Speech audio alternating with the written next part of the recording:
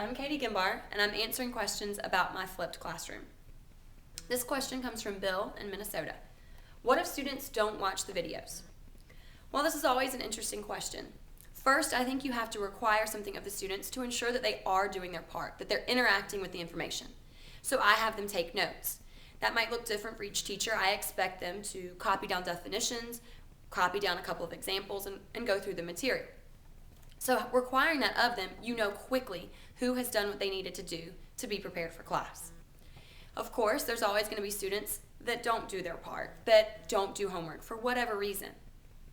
And these students are easily identified in the classroom. You can take them, send them back to a computer right away, and have them do what they need to do while the rest of the class can move through the information and get started. The other aspect is, for those students that don't do the work, some of them might write down the bare minimum or not go through the full information on the video. That's to be expected.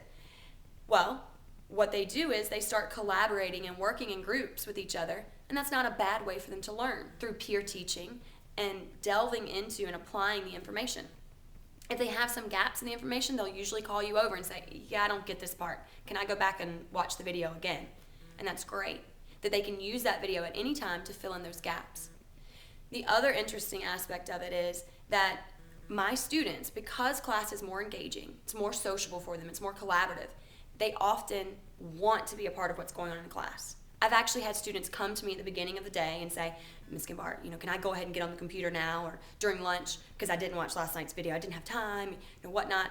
And my answer is yes, because it's great that they now see the value in being a part of the classroom and what's going on inside the class.